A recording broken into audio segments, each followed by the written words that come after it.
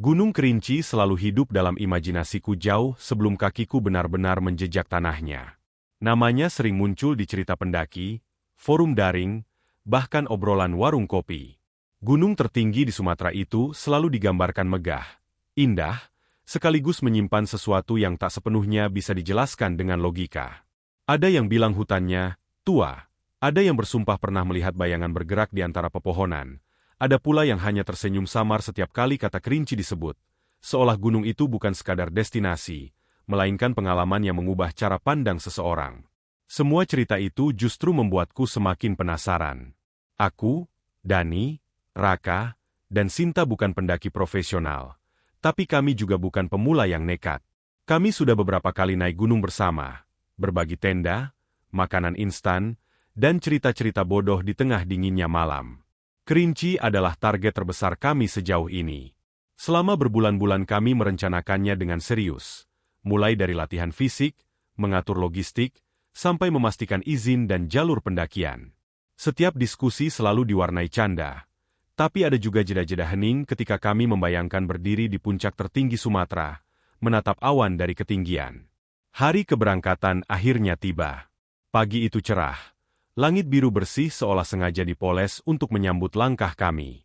Basecamp ramai oleh pendaki lain. Ada yang tertawa keras, ada yang sibuk mengecek carrier, ada pula yang terlihat gugup meski berusaha menutupinya. Kami mendaftarkan diri, mendengarkan briefing, lalu berdoa singkat sesuai kepercayaan masing-masing. Semuanya terasa normal, bahkan menyenangkan. Tak ada firasat buruk, tak ada perasaan aneh. Hanya rasa antusias yang berdenyut di dada. Langkah pertama di jalur pendakian selalu jadi favoritku. Tanah masih padat, vegetasi rapat, dan suara alam terdengar jelas. Burung-burung berkicau tanpa ragu, serangga berdesis di sela daun, dan angin berhembus lembut membawa aroma tanah basah. Dani berjalan paling depan, penuh semangat seperti biasa. Raka di belakangnya sibuk bercanda, sementara Sinta sesekali berhenti untuk mengambil foto. Aku berada di tengah, menikmati ritme langkah dan percakapan ringan yang mengalir begitu saja. Hingga pos 1, semuanya berjalan sesuai ekspektasi. Jalur cukup ramai, kami berpapasan dengan beberapa kelompok yang turun. Wajah mereka tampak lelah, tapi puas. Salah satu dari mereka sempat menyapa dan berkata, "Hati-hati ya, cuaca suka berubah cepat di atas." Kami mengangguk. Menganggapnya sebagai peringatan standar yang selalu ada di gunung manapun. Setelah istirahat singkat, kami melanjutkan perjalanan menuju pos 2. Jalur mulai menanjak lebih curam, napas pun sedikit lebih berat, tapi suasana masih terasa bersahabat. Pepohonan menjulang tinggi, batang-batangnya besar dan tua, seakan sudah berdiri jauh sebelum manusia mengenal jalur pendakian. Ada rasa kecil yang menyelinap di hati, perasaan bahwa kami hanyalah tamu di tempat ini. Namun rasa itu tidak mengganggu, justru membuatku lebih menghargai setiap langkah. Pos 2 kami capai menjelang siang. Matahari masih terlihat, meski sinarnya mulai terhalang dedaunan. Kami duduk, makan, minum, dan bercanda tentang rencana bermalam nanti. Raka bahkan sempat menirukan suara pemandu dengan nada berlebihan, membuat kami tertawa. Tak ada tanda-tanda bahwa sesuatu akan berubah. Jika ada orang yang mengatakan saat itu bahwa perjalanan ini akan terasa berbeda setelahnya, mungkin aku hanya akan tertawa dan menganggapnya berlebihan. Namun begitu kami meninggalkan pos 2, perasaan itu datang perlahan, hampir tak terasa pada awalnya. Jalur menjadi lebih sunyi.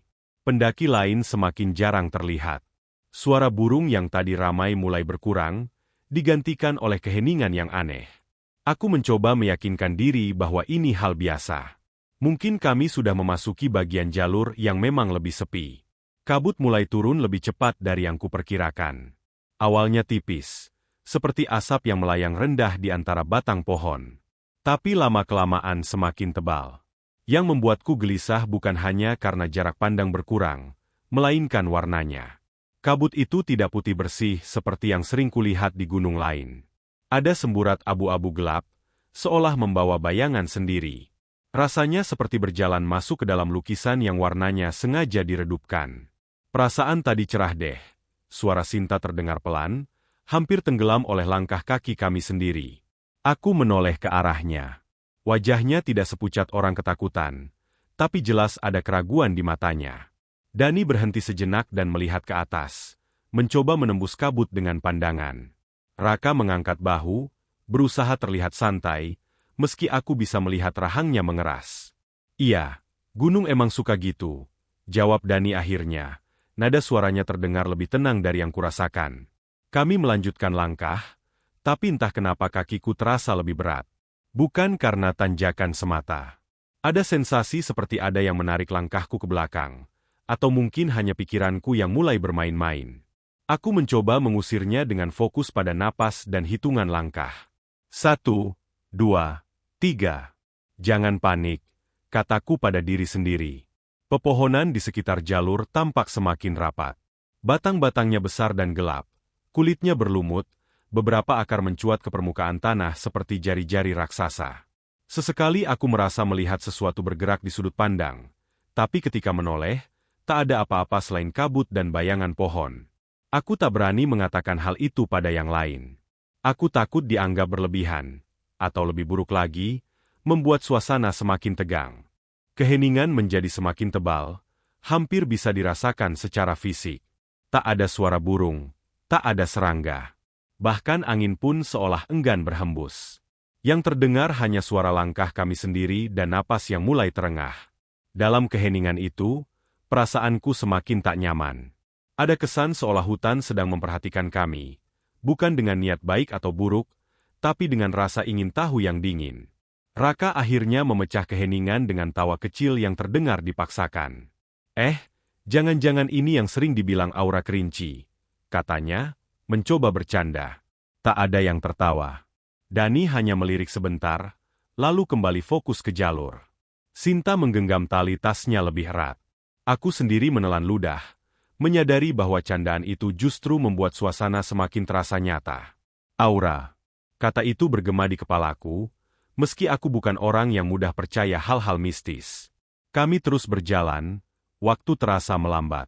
Kabut semakin tebal, membuat jarak pandang hanya beberapa meter ke depan. Jalur di bawah kaki kami masih jelas, tapi segala sesuatu di sekelilingnya terasa samar, seperti dunia di luar jalur itu tidak ingin dilihat terlalu jelas. Sesekali aku merasa seolah ada langkah lain yang mengikuti kami, dengan ritme yang sedikit berbeda.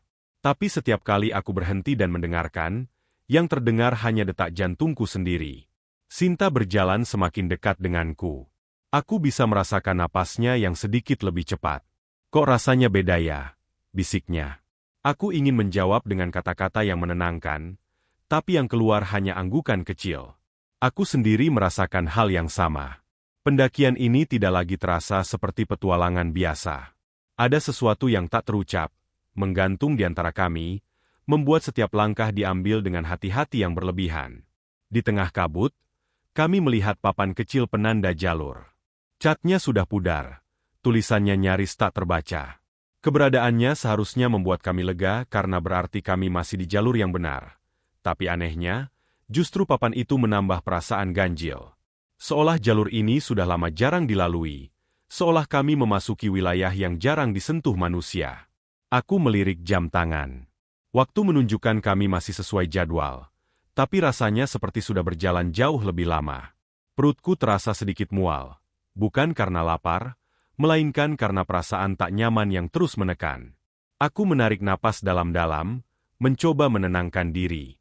Ini hanya efek kabut dan kelelahan, kataku berulang kali dalam hati. Namun ketika aku kembali melangkah, perasaan itu tidak hilang. Justru semakin kuat. Ada sensasi seperti tatapan yang menempel di punggungku, mengikuti setiap gerakan. Aku ingin berbalik, memastikan tak ada apa-apa, tapi ada ketakutan aneh yang menahanku. Takut melihat sesuatu yang seharusnya tidak kulihat. Pendakian yang kami bayangkan penuh tawa dan cerita kini, berubah menjadi perjalanan sunyi yang terasa berat di dada. Gunung Kerinci, yang sejak awal hanya kupikir sebagai tantangan fisik dan keindahan alam, perlahan menunjukkan sisi lain yang sulit dijelaskan. Dan saat itu, tanpa mengatakannya pada siapapun, aku mulai merasa bahwa pendakian ini tidak akan sama seperti pendakian-pendakian kami sebelumnya.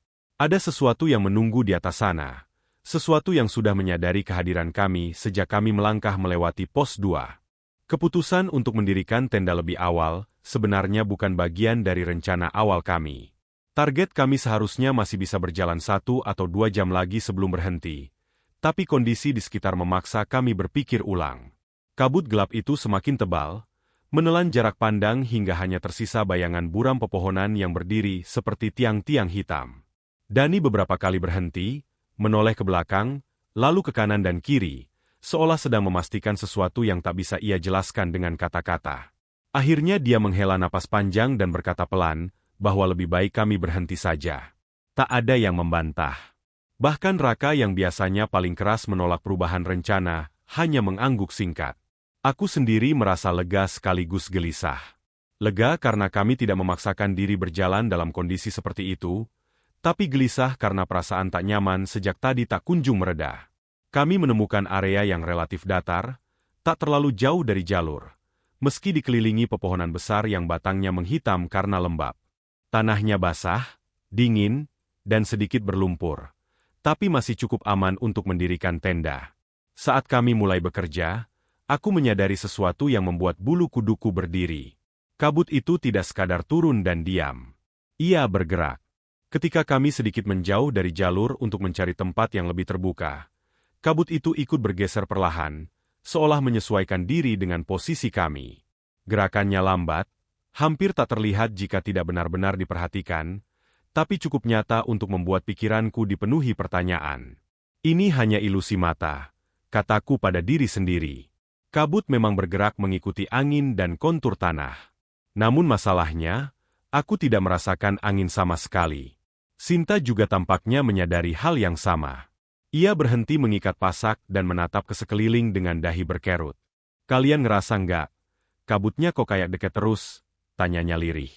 Raka tertawa kecil, terdengar kaku. Perasaan aja kali. Kabut emang gitu. Tapi tawanya tidak meyakinkan, bahkan untuk dirinya sendiri. Dani tidak menanggapi, hanya mempercepat gerakannya. Aku bisa melihat dari caranya menarik tali tenda dan memukul pasak, bahwa ia ingin semuanya segera selesai. Seolah berada terlalu lama di tempat itu adalah ide buruk. Ketika tenda akhirnya berdiri, kabut itu seakan membentuk dinding samar di sekeliling kami. Tidak masuk sepenuhnya ke area tenda, tapi cukup dekat hingga rasanya seperti ada batas tak kasat mata antara kami dan hutan di luar. Jarak pandang hanya beberapa langkah saja. Lebih dari itu, yang terlihat hanyalah abu-abu gelap yang bergulung pelan. Aku menelan ludah dan masuk ke dalam tenda, merasakan sedikit kehangatan dari tubuh teman-temanku dan kantong tidur. Malam turun dengan cepat, jauh lebih cepat dari yang kurasakan biasanya di gunung. Seolah matahari ditelan begitu saja tanpa proses senja yang panjang. Di dalam tenda, kami makan dengan diam. Suara sendok menyentuh wadah plastik terdengar terlalu keras di tengah kesunyian. Biasanya malam di gunung penuh oleh suara serangga, jangkrik, atau hembusan angin yang menggesek daun. Malam ini berbeda.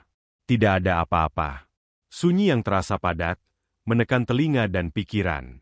Aku mencoba memecah suasana dengan cerita ringan, tapi kata-kataku terasa hampa. Tidak ada yang benar-benar menanggapi dengan antusias. Sinta hanya tersenyum tipis, Raka mengangguk tanpa menatap, dan Dani sibuk mengecek resleting tenda berkali-kali, seolah takut ada sesuatu yang belum tertutup rapat. Ketika kami akhirnya berbaring, aku memejamkan mata tapi tidak benar-benar tidur. Tubuhku lelah, tapi pikiranku terus bekerja. Di luar tenda, kabut itu masih ada. Aku bisa merasakannya, meski tidak melihat langsung. Ada sensasi dingin yang merayap, menembus lapisan kain tenda dan kantong tidur. Setiap kali aku menarik napas dalam-dalam, udara terasa berat, lembab, dan berbau tanah tua. Waktu berjalan lambat. Aku tidak tahu sudah berapa lama aku terbaring ketika akhirnya terlelap, tapi rasanya tidak dalam. Tidurku penuh potongan mimpi yang tidak jelas, bayangan-bayangan yang bergerak tanpa bentuk pasti. Sesekali aku terbangun, mendengarkan keheningan, lalu memejamkan mata lagi. Sekitar tengah malam, aku tersentak oleh gerakan mendadak di dalam tenda. Dani duduk tegak, napasnya cepat dan wajahnya pucat. "Kalian bangun?" bisiknya. Suaranya bergetar. Aku dan Raka langsung terjaga. Sinta menggeliat, lalu membuka mata dengan bingung. Dani menoleh ke arah pintu tenda, lalu kembali menatap kami. Barusan, gue lihat ada orang berdiri di luar, katanya pelan, hampir seperti takut kata-katanya sendiri akan terdengar oleh sesuatu di luar sana. Jantungku berdegup kencang. Orang, ulangku, berusaha memastikan. Dani mengangguk, menelan ludah. Iya, siluetnya jelas. Kayak orang berdiri, diam, ngadep ke tenda. Raka mengerutkan kening. Lu mimpi kali, Dan. Aku yakin aku bangun, jawab Dani cepat. Mataku kebuka. Aku lihat jelas. Sinta menarik selimut lebih erat ke tubuhnya. Wajahnya kini benar-benar tegang. Tidak ada yang tertawa. Tidak ada yang mencoba bercanda. Keheningan kembali menyelimuti kami. Kali ini lebih berat. Aku bisa mendengar detak jantungku sendiri. Begitu keras hingga terasa memekakan. Dani perlahan meraih resleting pintu tenda. Tangannya sedikit gemetar. Aku buka bentar, katanya, seolah meminta izin sekaligus meyakinkan diri sendiri. Sebelum ada yang sempat melarang, resleting itu sudah ditarik perlahan. Udara dingin langsung menyusup masuk, membuatku menggigil. Dani membuka pintu tenda sedikit saja, cukup untuk mengintip keluar. Kami semua menahan napas. Tidak ada siapa-siapa. Tidak ada sosok. Tidak ada bayangan manusia. Yang ada hanyalah kabut hitam itu. Sangat dekat. Terlalu dekat. Kabut itu berhenti tepat di depan pintu tenda, seolah menunggu. Warnanya lebih gelap dari sebelumnya, hampir seperti asap tebal. Ia tidak bergerak menjauh meski pintu tenda terbuka. Tidak ada angin yang mendorongnya. Ia hanya ada di sana, diam, tapi terasa hidup. Dani segera menutup kembali pintu tenda, menarik resleting dengan cepat. Gak ada siapa-siapa, katanya, tapi nada suaranya tidak meyakinkan. Cuma kabut. Kenapa kabutnya bisa sedekat itu? Bisik Sinta. Suaranya nyaris tak terdengar. Tak ada yang menjawab. Apapun jawaban yang mungkin, rasanya tidak akan membuat kami lebih tenang. Aku memeluk lututku, merasakan tangan sendiri dingin dan sedikit gemetar. Dalam benakku, gambaran siluet yang diceritakan Dani terus terulang. Aku tidak tahu apakah itu benar-benar sesuatu yang nyata atau hanya hasil kelelahan dan ketegangan, tapi kenyataan bahwa kabut itu ada di sana, begitu dekat, membuat semuanya terasa lebih nyata. Kami mencoba tidur lagi, tapi tak ada yang benar-benar bisa terlelap. Setiap suara kecil di luar tenda, entah itu ranting jatuh atau hanya pergeseran kabut, terdengar berlebihan. Setiap gerakan membuatku waspada. Aku merasa seperti berada di dalam kepompong rapuh, dikelilingi oleh sesuatu yang tidak terlihat tapi jelas terasa. Waktu terasa berjalan mundur. Jam demi jam berlalu tanpa kepastian. Dalam keheningan itu, pikiranku melayang ke cerita-cerita tentang Gunung Kerinci yang pernah kudengar. Tentang pendaki yang merasa diikuti, tentang kabut yang menyesatkan, tentang malam-malam panjang yang menguji kewarasan. Dulu aku selalu menganggapnya sebagai bumbu cerita. Cara orang mengekspresikan ketakutan di alam liar. Kini, terbaring di dalam tenda dengan kabut hitam yang tak mau pergi, cerita-cerita itu terasa terlalu dekat untuk diabaikan. Aku melirik ke arah Dani. Dia terjaga, matanya menatap kosong ke kain tenda. Raka juga tidak tidur. Napasnya pendek dan teratur seolah berusaha menenangkan diri. Sinta memejamkan mata, tapi dari caranya menggenggam kantong tidur, aku tahu dia juga terjaga. Kami semua terjaga, terjebak dalam malam yang sunyi dan penuh tanda tanya. Di luar sana, kabut itu tetap ada. Tidak menjauh, tidak menipis. Seolah malam ini memang diciptakan untuk kami merasakan kehadirannya. Dan di tengah ketakutan yang tidak terucap itu, aku mulai menyadari satu hal yang membuat dadaku terasa sesak. Kabut ini bukan sekadar fenomena alam yang kebetulan lewat. Ia memilih untuk tinggal. Dan entah kenapa, rasanya ia tidak ingin kami pergi dengan mudah. Aku terbangun dengan perasaan tidak enak yang sulit dijelaskan. Bukan karena mimpi buruk tertentu, melainkan karena ada sesuatu yang terasa salah, seperti ada bagian dari dunia yang tidak berada di tempatnya. Cahaya pagi seharusnya memberi rasa lega setelah malam yang panjang, tapi pagi itu terasa dingin dan berat. Kabut masih menyelimuti tenda kami, bahkan lebih tebal dari malam sebelumnya. Kain tenda basah oleh embun, dan udara di dalam terasa pengap serta lembab. Aku menggerakkan tubuh, mencoba duduk. Saat itulah aku menyadari sesuatu yang janggal. Posisi tidur di seberangku kosong. Raka tidak ada. Awalnya aku mengira dia sudah bangun lebih dulu. Mungkin keluar sebentar untuk buang air atau sekadar menghirup udara pagi. Tapi perasaan tidak enak itu justru semakin kuat. Aku menoleh ke arah Dani dan Sinta. Dani masih terbaring, tapi matanya terbuka. Sinta juga terbangun, memandang sekeliling dengan wajah bingung. "Raka kemana?" tanyaku pelan. Dani mengangkat tubuhnya, melihat ke sekeliling tenda. Ekspresinya berubah seketika. "Hah? Dari tadi aku juga nggak lihat dia." Sinta duduk, lalu menyingkap kantong tidurnya sendiri. "Mungkin keluar bentar," katanya, tapi nada suaranya ragu, seolah ia sendiri tidak percaya pada kata-katanya. Aku melirik ke sudut tenda. Tas carrier Raka masih ada di sana, tergeletak rapi di tempat semalam. Sepatunya juga masih di dalam tenda, tersusun rapi di dekat pintu. Jantungku langsung berdegup kencang. Tidak mungkin Raka keluar tanpa sepatu, apalagi tanpa membawa apapun. Dia bukan orang ceroboh. Bahkan untuk sekadar buang air, dia pasti akan memakai sandal gunung atau sepatu. "Ini nggak beres," gumam Dani. Kami buru-buru membuka pintu tenda. Kabut menyambut kami seperti dinding dingin. Jarak pandang mungkin hanya 3 atau 4 meter. Hutan di sekitar tampak seperti bayangan samar. Batang-batang pohon berdiri tanpa detail, seolah hanya siluet.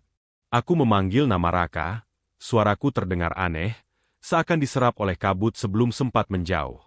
"Raka." Tidak ada jawaban. Dani ikut berteriak, lebih keras. Raka." Yang terdengar hanya gema samar yang memantul, lalu menghilang begitu saja. Tidak ada suara langkah, tidak ada balasan. Keheningan kembali turun, membuat rasa panik semakin menggila di dada. Sinta berdiri di sampingku, tangannya gemetar. "Kita cari," katanya cepat, suaranya mulai bergetar. "Dia pasti nggak jauh." Kami berpencar sedikit, tetap menjaga jarak pandang agar tidak saling kehilangan. Setiap langkah terasa berat. Tanah di sekitar tenda masih basah, meninggalkan bekas yang jelas. Aku menunduk, berharap melihat jejak kaki Raka. Dan benar saja, tak jauh dari tenda, ada jejak kaki yang mengarah ke dalam kabut. Jejak sepatu. Jantungku berdegup lebih kencang. "Di sini," teriakku. Dani dan Sinta segera mendekat. Kami mengikuti jejak itu perlahan. Jejaknya jelas, seperti Raka berjalan biasa, tidak tergesa, tidak juga terseret. Tapi setelah beberapa meter, jejak itu mulai memudar. Lalu, secara tiba-tiba, jejak itu berhenti. Tidak berbelok, tidak berlanjut. Hanya berhenti begitu saja, di tanah kosong yang basah. Aku berdiri terpaku, menatap tanah itu dengan mata tak berkedip. "Ini, nggak mungkin," bisikku. Dani mengusap wajahnya dengan kedua tangan. "Jejaknya berhenti di sini. Kayak dia menghilang."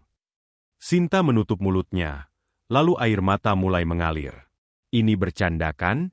Ini nggak mungkin," katanya terisak. Tubuhnya mulai gemetar hebat.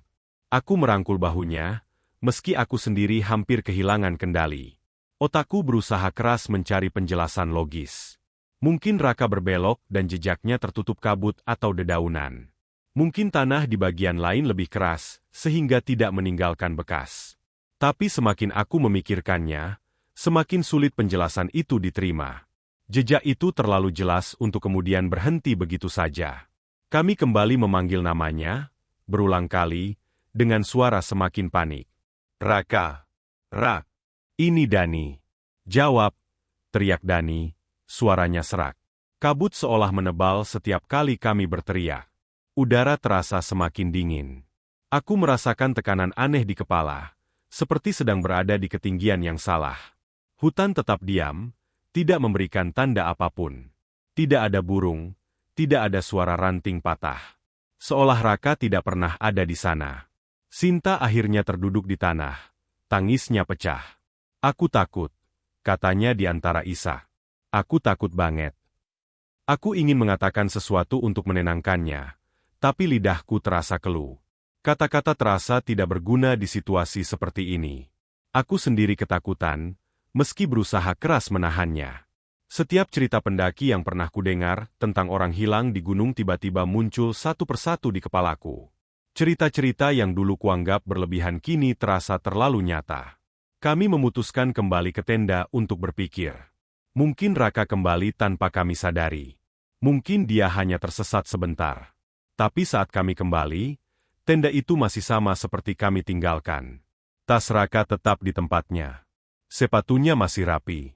Tidak ada tanda-tanda ia kembali. Saat itulah aku merasakan sesuatu yang membuat seluruh tubuhku menegang.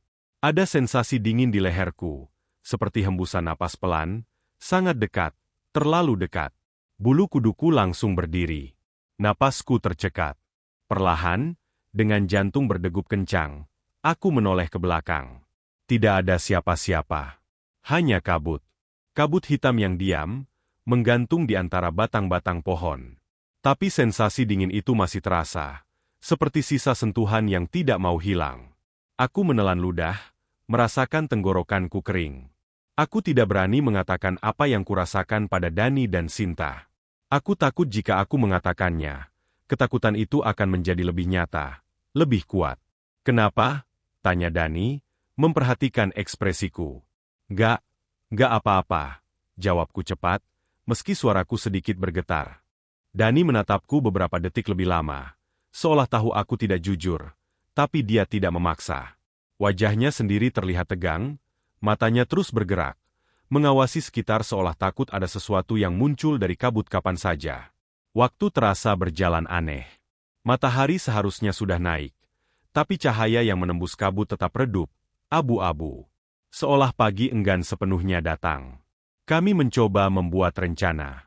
Turun untuk melapor jelas berisiko, tapi bertahan tanpa Raka juga terasa salah. Setiap pilihan terasa buruk. Sinta berdiri lagi, menyeka air matanya. Kita nggak bisa ninggalin dia, katanya dengan suara parau. Raka pasti masih di sini. Kata-katanya membuat dadaku terasa sesak. Aku ingin mempercayainya. Aku benar-benar ingin. Tapi bayangan jejak kaki yang berhenti begitu saja terus menghantui pikiranku. Ada sesuatu di gunung ini yang tidak kami pahami. Sesuatu yang sudah bermain dengan kami sejak kabut hitam itu muncul. Tiba-tiba, dari dalam kabut, terdengar suara samar. Seperti langkah kaki. Kami semua menegang. Dani mengangkat tangannya, memberi isyarat agar kami diam. Kami menahan napas, mencoba mendengarkan. Langkah itu terdengar pelan, tidak tergesa, mendekat, lalu berhenti. Raka? Panggil Sinta dengan suara bergetar. Tidak ada jawaban. Langkah itu tidak terdengar lagi. Kabut kembali diam. Aku merasakan sensasi dingin itu lagi, kali ini di punggungku, seperti tatapan yang menempel. Aku sadar, dengan perasaan ngeri yang menusuk, bahwa kami tidak hanya kehilangan seorang teman. Kami mungkin telah menarik perhatian sesuatu yang tidak ingin dilihat. Sesuatu yang tidak mengikuti aturan dunia yang kami kenal. Gunung Kerinci, dengan segala keheningan dan kabutnya, terasa seperti menutup diri, menyimpan Raka di dalam rahasianya. Dan pagi itu, di tengah kepanikan dan ketakutan yang belum pernah kurasakan sebelumnya, aku mulai menyadari bahwa pendakian ini telah berubah menjadi perjuangan untuk bertahan hidup, bukan hanya dari alam, tetapi dari sesuatu yang bersembunyi di balik kabut yang tak mau pergi. Keputusan untuk turun gunung terasa seperti kekalahan, tapi tidak ada satupun dari kami yang benar-benar melihatnya begitu. Itu adalah keputusan yang lahir dari rasa takut yang sudah terlalu nyata untuk diabaikan. Raka menghilang tanpa jejak. Kabut hitam masih mengelilingi kami seperti makhluk yang sabar, dan setiap menit yang kami habiskan di tempat itu terasa seperti undangan bagi sesuatu yang tidak kami mengerti. Dani yang pertama mengatakannya dengan suara berat, bahwa kami harus turun sekarang juga, melapor ke base camp, meminta bantuan, apapun itu. Tidak ada yang membantah. Bahkan Sinta, yang sebelumnya bersikeras tidak ingin meninggalkan Raka, kini hanya mengangguk lemah dengan mata sembab. Kami berkemas dengan gerakan cepat dan gugup. Tenda dilipat tanpa banyak bicara. Barang-barang dimasukkan asal ke dalam tas. Setiap detik terasa berharga. Seolah jika kami terlalu lama, kabut itu akan memutuskan mengambil satu orang lagi. Aku terus menoleh ke sekeliling, merasakan tatapan yang tak terlihat. Kabut hitam itu masih ada, bergulung pelan di antara pepohonan, Tidak menutup jalur sepenuhnya, tapi cukup dekat untuk membuatku merasa sesak napas. Langkah pertama menuruni jalur terasa aneh. Jalur yang kemarin kami lalui dengan perasaan berat kini terasa semakin tidak bersahabat. Tanah licin, akar-akar pohon seperti sengaja menjulur untuk menjigal kaki kami. Dani berjalan paling depan, kali ini tanpa semangat, bahunya tegang. Aku di belakangnya, sementara Sinta berada di tengah, langkahnya pendek dan tidak stabil. Tidak ada percakapan. Hanya suara napas kami dan gesekan sepatu dengan tanah. Kabut itu tidak tertinggal. Setiap kali kami menuruni beberapa meter, aku bisa merasakan kehadirannya masih di sekitar kami. Tidak selalu terlihat jelas, tapi cukup terasa. Seperti bayangan yang selalu berada di sudut mata. Aku berusaha keras untuk tidak memikirkannya, tapi pikiran tentang Raka terus menghantui. Bayangan wajahnya yang tertawa semalam, suara bercandanya, lalu jejak kaki yang berhenti begitu saja di tanah basah. Dadaku terasa nyeri setiap kali mengingatnya. Kami berjalan cukup lama tanpa bertemu siapapun. Gunung yang sebelumnya ramai kini terasa kosong, seolah semua makhluk hidup memilih menjauh. Bahkan burung pun tidak terlihat. Aku mulai bertanya-tanya apakah kami benar-benar berjalan turun, atau hanya berputar-putar di tempat yang sama. Untungnya Dani beberapa kali mengecek penanda jalur, memastikan kami masih di arah yang benar. Saat itulah kami melihat sosok itu. Awalnya aku mengira itu hanya bayangan pohon yang bentuknya aneh. Tapi semakin kami mendekat, semakin jelas bahwa itu adalah seorang manusia. Seorang pendaki tua, berdiri di sisi jalur, tubuhnya sedikit membungkuk, membawa tongkat kayu panjang. Pakaiannya terlihat lusuh, jaketnya kusam dan celananya penuh noda tanah. Wajahnya pucat, jauh lebih pucat dari orang yang kelelahan biasa. Matanya cekung, memandang kami dengan tatapan yang sulit dijelaskan, campuran antara iba dan ketakutan. Kami berhenti serempak. Jantungku berdegup kencang. Setelah semua yang terjadi, bertemu orang asing di tengah kabut justru terasa menakutkan. Tapi pendaki itu mengangkat tangannya pelan, memberi isyarat agar kami mendekat. "Kalian, turun?" tanyanya dengan suara serak, tapi jelas. Dani mengangguk. "Iya, Pak." Pendaki tua itu menatap kami satu persatu, lalu pandangannya berhenti lebih lama padaku dan Sinta. Alisnya berkerut. "Kalian lihat kabut hitam, ya?" Pertanyaan itu membuat darahku serasa berhenti mengalir. Aku merasakan tenggorokanku kering. Dani terdiam beberapa detik sebelum akhirnya menjawab pelan. "Iya." Wajah pendaki itu langsung berubah. Dia menghela napas panjang, lalu menggeleng pelan. "Kalau kalian lihat kabut hitam, jangan diikuti. Itu bukan kabut biasa." Kata-katanya jatuh begitu saja. Sederhana, tapi menghantam keras. Sinta langsung menutup mulutnya dengan tangan. Matanya membesar. Aku bisa merasakan kulitku merinding. Dani menelan ludah. "Maksud Bapak, apa?" Pendaki tua itu menatap ke arah hutan yang tertutup kabut, lalu kembali ke kami. "Kabut itu penunggu gunung," katanya lirih. "Arwah para pendaki yang tersesat dan tidak pernah pulang." Aku merasa lututku melemas. Kata-kata itu terdengar seperti cerita horor yang biasa dibagikan untuk menakut-nakuti, tapi keluar dari mulut orang ini, di tempat ini, rasanya berbeda. Terlalu nyata. Terlalu tepat. "Dia nggak selalu menampakkan diri," lanjutnya. "Kadang cuma kabut. Kadang suara. Kadang bayangan. Dia akan ikut orang yang hatinya goyah, yang takut, yang ragu. Pelan-pelan." Sinta mulai terisak. "Teman kami hilang," katanya terbata-bata. "Sejak pagi." Pendaki tua itu memejamkan mata sejenak, seolah sudah menduga jawabannya. "Satu, ya?" tanyanya pelan. Aku merasakan sesuatu mencengkeram dadaku. "Satu." Kata itu bergema di kepalaku. Aku langsung teringat Raka. Senyumannya. Suaranya. Jejak kaki yang berhenti. Dadaku terasa panas, lalu dingin. Katanya, kabut itu akan ambil satu. Lanjut pendaki tua itu dengan suara berat. "Sebagai teman. Supaya dia nggak sendiri." Sinta menangis semakin keras. Aku tidak sanggup menatapnya. Rasanya seperti ada pisau yang diputar perlahan di dalam perutku. Dani mengepalkan tangan, rahangnya mengeras. Apa masih bisa diselamatkan, Pak? Tanyanya, hampir seperti memohon. Pendaki tua itu membuka mata dan menatap Dani lama sekali. Ada kesedihan yang dalam di sana.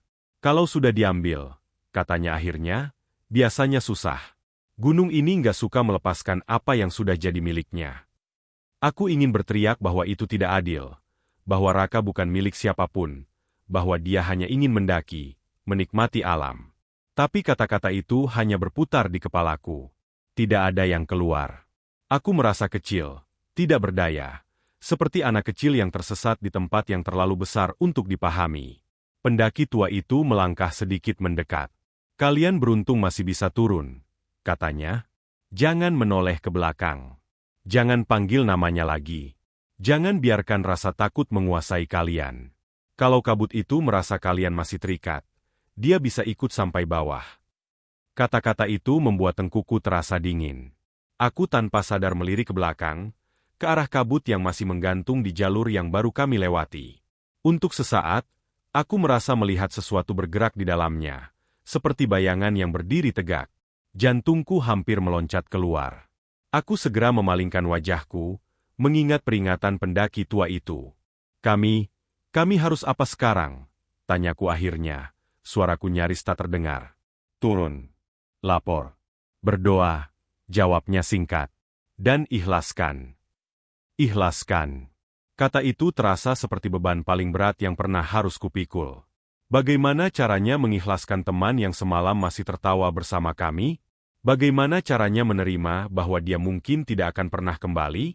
Pendaki tua itu melangkah pergi, menuruni jalur dengan langkah pelan tapi mantap, seolah kabut tidak berani mendekatinya. Kami berdiri terpaku beberapa saat setelah dia menghilang dari pandangan. Tidak ada yang berbicara. Tidak ada yang bergerak. Hanya suara napas kami yang terdengar putus-putus. Akhirnya Dani memberi isyarat untuk melanjutkan. Kami berjalan lagi, kali ini dengan langkah lebih cepat, hampir tergesa. Aku berusaha keras mengendalikan pikiranku, menahan rasa takut yang ingin meledak. Aku mengingat setiap kata pendaki tua itu. Jangan menoleh. Jangan panggil namanya. Tapi itu lebih mudah diucapkan daripada dilakukan. Setiap langkah mengingatkanku pada Raka. Setiap sudut kabut terasa seperti mungkin menyembunyikan sosoknya.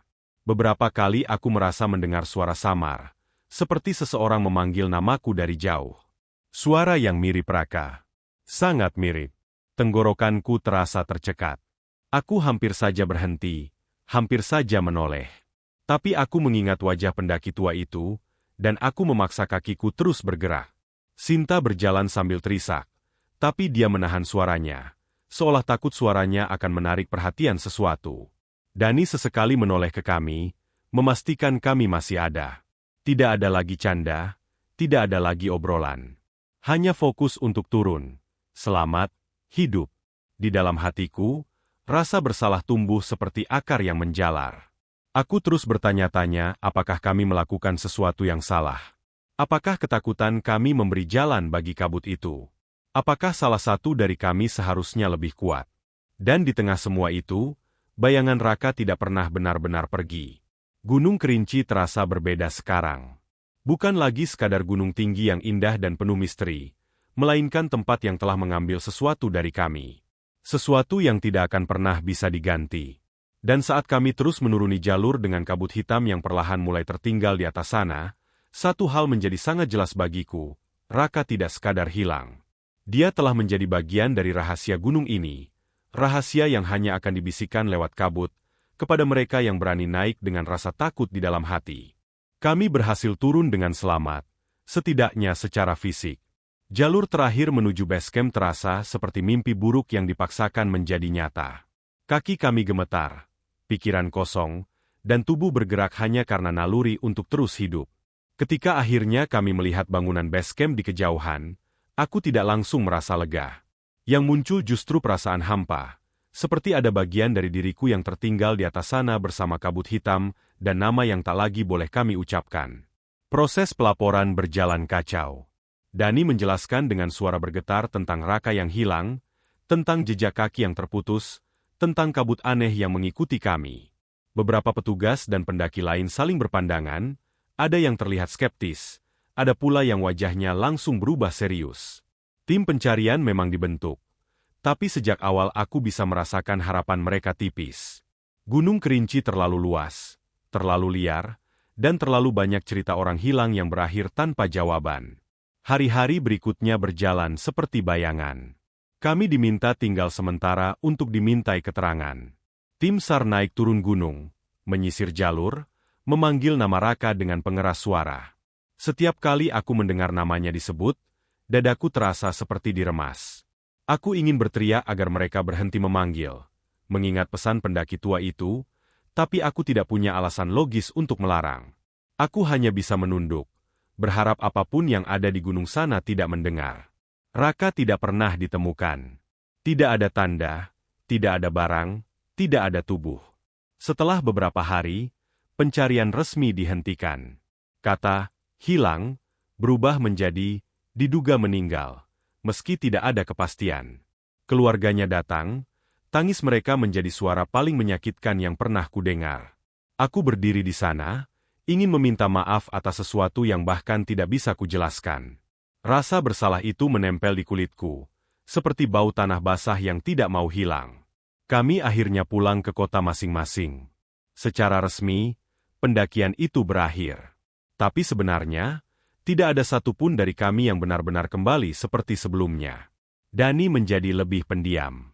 Ia berhenti mendaki, bahkan berhenti membicarakan gunung sama sekali. Setiap kali topik alam atau perjalanan muncul, wajahnya menegang, lalu ia mencari alasan untuk pergi.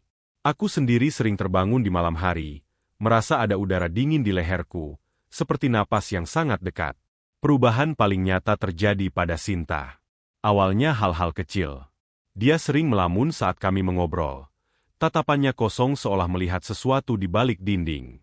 Saat kupanggil namanya, dia sering tersentak, seperti baru kembali dari tempat yang jauh. Dia mulai sering kelelahan meski tidak melakukan apa-apa. Lingkar hitam di bawah matanya semakin jelas, dan senyumnya terasa dipaksakan. Suatu sore, saat aku mengunjunginya, dia duduk di dekat jendela, menatap keluar tanpa benar-benar fokus. "Kamu dengar enggak?" tanyanya tiba-tiba. "Mendengar apa?" jawabku, mencoba terdengar santai. "Suara," katanya pelan. "Ada yang manggil." Aku menelan ludah. Paling cuma suara orang lewat. "Sin." Dia menggeleng pelan. "Enggak. Ini beda." Dia manggil nama aku. Cara dia mengucapkannya membuat dadaku dingin. Aku mencoba tertawa kecil, mengatakan mungkin itu cuma sugesti, efek trauma, kelelahan. Aku bahkan menyarankan dia bicara dengan profesional. Sinta mengangguk, tapi matanya tidak menunjukkan keyakinan. Seolah dia tahu sesuatu yang tidak ingin atau tidak bisa ia jelaskan padaku. Hari-hari berikutnya, kondisinya semakin memburuk. Dia mulai berbicara sendiri. Suaranya lirih seperti sedang menanggapi seseorang yang tidak terlihat. Kadang dia berhenti di tengah kalimat, mendengarkan sesuatu, lalu mengangguk pelan. Saat kutanya dengan siapa dia bicara, dia hanya tersenyum tipis dan berkata, "Nggak apa-apa." Yang paling membuatku takut adalah ketika dia mulai menyebut gunung itu lagi. Gunung Kerinci. Dia bilang dalam mimpinya, dia kembali berada di jalur berkabut itu. Dia melihat pepohonan yang sama, mendengar keheningan yang sama. Dan di antara kabut, ada sosok yang menunggunya. Bukan sosok yang mengancam, katanya, tapi yang memanggil dengan suara lembut, seolah rindu. "Aku takut," katanya suatu malam sambil memegang tanganku. Tangannya dingin. Tapi anehnya, aku juga pengen jawab. Aku tidak tahu harus berkata apa. Aku ingin menariknya sejauh mungkin dari semua itu. Tapi bagaimana caranya melawan sesuatu yang bahkan tidak bisa kulihat? Aku hanya bisa menemaninya, memastikan dia tidak sendirian, berharap waktu akan menyembuhkan luka yang ditinggalkan gunung itu. Aku salah. Suatu malam, teleponku berdering keras. Aku terbangun dengan jantung berdebar. Firasat buruk langsung menghantam sebelum aku sempat berpikir. Dari seberang sana, suara ibunya Sinta terdengar panik, hampir tidak bisa menyusun kata. Sinta menghilang. Aku langsung datang ke rumahnya. Kamarnya kosong. Jendela terbuka sedikit, Tirai bergoyang pelan meski tidak ada angin. Lampu masih menyala. Tempat tidurnya rapi, seolah dia tidak berniat pergi lama. Tidak ada tas, tidak ada ponsel, tidak ada sepatu yang hilang. Semuanya masih di tempatnya. Yang ada hanya bau tanah basah. Bau itu samar tapi jelas, seperti setelah hujan deras di hutan. Bau yang langsung menarik ingatanku kembali ke jalur pendakian, ke kabut hitam, ke tanah lembab tempat jejak kaki Raka berhenti. Udara di kamar itu terasa dingin, menusuk sampai ke tulang. Aku berdiri terpaku di ambang pintu, merasakan tenggorokanku mengencang. Pencarian dilakukan. Polisi terlibat. Nama Sinta menyusul Raka dalam daftar orang hilang. Ada spekulasi, ada dugaan, ada bisik-bisik. Beberapa orang bilang Sinta depresi dan pergi sendiri. Beberapa bilang dia diculik. Tidak ada yang menyebut kabut hitam, penunggu gunung, atau suara yang memanggil dari balik jendela. Cerita-cerita itu tidak masuk laporan resmi. Aku tidak mencoba meyakinkan siapapun. Aku sudah tahu betapa sulitnya membuat orang percaya pada sesuatu yang tidak bisa dibuktikan. Aku hanya menyimpan semuanya sendiri, seperti luka yang tidak terlihat tapi terus berdenyut. Waktu berjalan. Bulan berganti tahun. Secara perlahan, kehidupan di luar tragedi itu terus bergerak. Tapi bagiku, dan mungkin juga bagi Dani, semuanya terasa seperti berjalan di tempat. Kami adalah orang-orang yang pulang dari gunung, tapi tidak pernah benar-benar utuh. Sampai sekarang, setiap kali kabut tebal turun di sekitar Gunung Kerinci, cerita itu kembali beredar. Warga sekitar bilang kadang terdengar suara orang memanggil nama pendaki.